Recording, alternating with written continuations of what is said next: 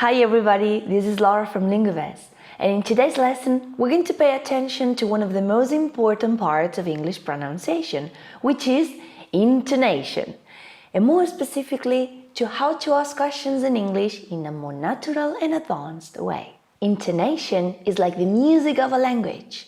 When we speak, sometimes our voice goes up and sometimes it goes down. And believe it or not, that may totally change the meaning of what we're saying. So it's not only what you say, the words you choose, but also how you say it, the intonation you give to those words. And by depending on that, people will understand a particular message. Did you know that 10% of conflicts in communication is due to difference in opinion, and 90% is due to the wrong tone of voice? So watch out!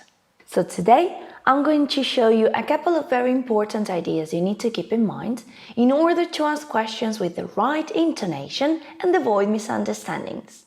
We're going to see and practice the intonation of general questions in English in two particular situations: yes and no questions and WH questions. And if you're interested in sounding more natural when you speak in English, don't forget to subscribe to this channel, Linguves, and ring the bell for notifications. That way you'll always be updated with our new content.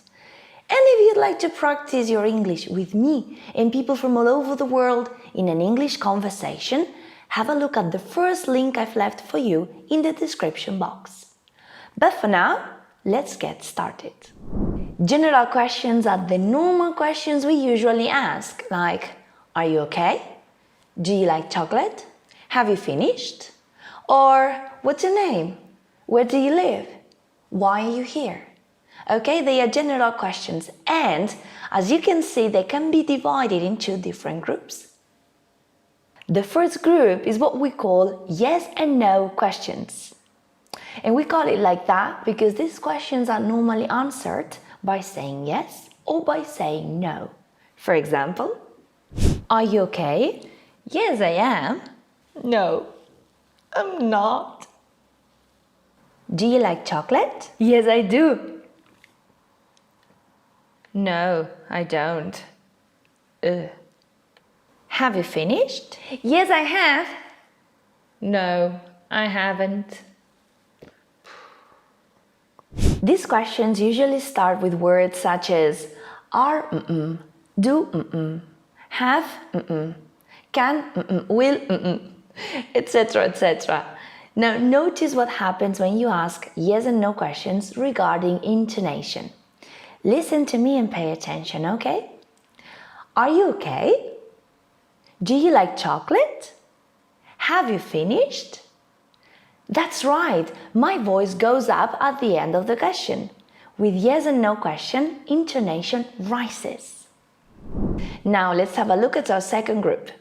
The second group is what we call WH questions. And we call them like that because they are questions starting with a WH word, like what, where, why, who, when, etc. Now watch out, because these questions cannot be answered by saying yes or no. Like, what's your name? Yes. Yes, what? Unfortunately, these questions need content. We need to provide information about a place, about a time, about a reason. For example, what's your name? My name is Laura. Where do you live? I live in Malta. Why are you here? To give you a hand with your English. Notice what happens with my intonation when I ask WH questions. Listen and check. What's your name? Where do you live? Why are you here? Correct! My voice drops at the end of the question. So when we ask WH question, intonation falls. Let's put now both types of questions together so we can feel better how intonation changes from one type to another. Remember, for yes and no questions, our intonation goes up at the end of the question. And for WH questions, our intonation goes down. Do you like traveling? Why do you like traveling? Can you notice how my intonation rises in the first and drops in the second? Let's see a few more examples. Did you celebrate your birthday? When did you celebrate your birthday? You didn't invite me. Would you donate money to a charity? How much money would you donate to a charity? Helping others feels good. Can I apply for the position of sales manager? Where can I apply for the position of sales manager? Good. I hope you understand a bit better now how we use our intonation when we ask questions. Let me show you now a real-life situation combining all these questions together.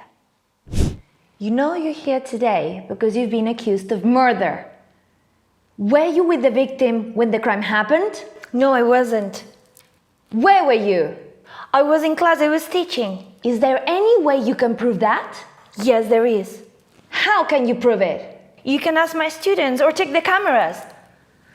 All right, you can go.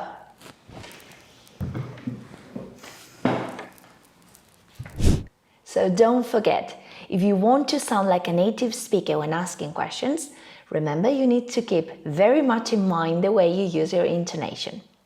Plus, this is really helpful because if at any point you're having a conversation with someone and you don't understand what that person is saying, their actual words, you can pay attention to the intonation that person is using and you can figure out what is going on. I hope you enjoyed this video as much as I did. If you did so, like it, share it with your friends and follow us on our social media, where you can find more lessons, quizzes, games and much more. Be part of our community by subscribing to this channel, and if you're interested in improving your English, have a look at this lesson here to get some good vocabulary and this one here to have a look at your grammar. Thanks for being with us today and practice this, enjoy it and share.